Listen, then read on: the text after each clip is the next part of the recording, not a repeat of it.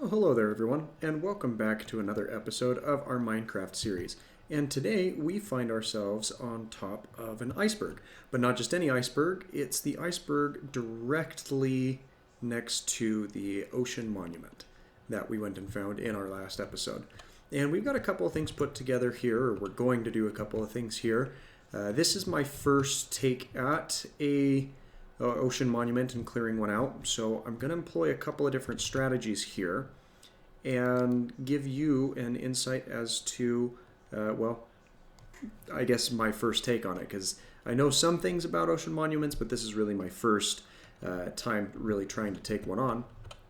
So let's see how that goes. Now, I believe that you can avoid getting affected with mining fatigue as long as, well, you can't be seen.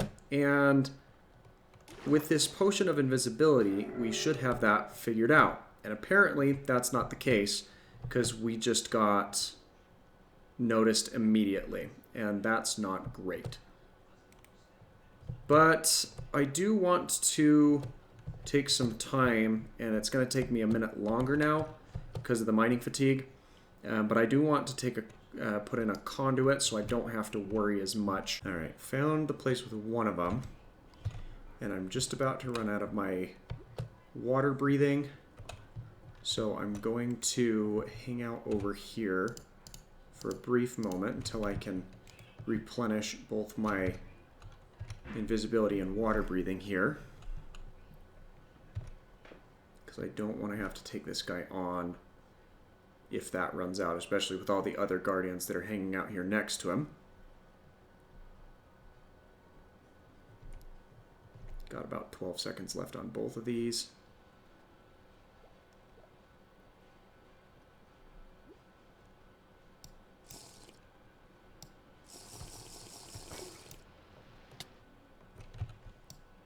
Okay, and as soon as I turned invisible there, I did end up losing those two. Now, I think these guys have thorns on them too, which is, or does appear to be the case.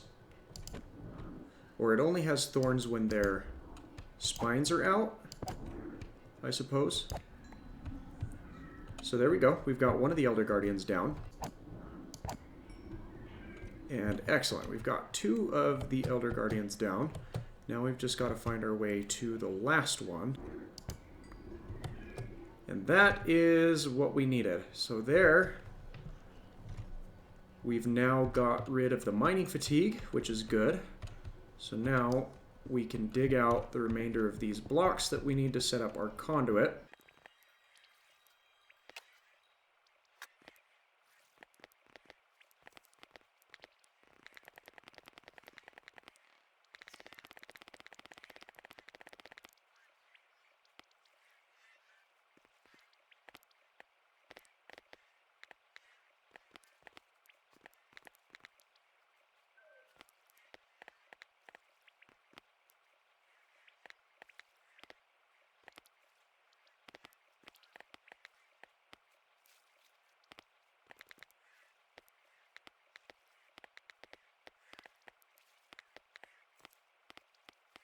That should be all we need for a conduit.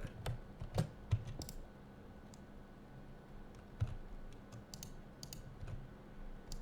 then breaking this block out should, in theory, get the conduit up and running, which it did. So now we don't need to worry about our water breathing anymore, and we don't need to worry about low lighting either. Now what we do need to still worry about is the guardians, because they are, well, still running about, but we now have the capacity to deal with them a little bit better. Alright, so that's the first room. I think here,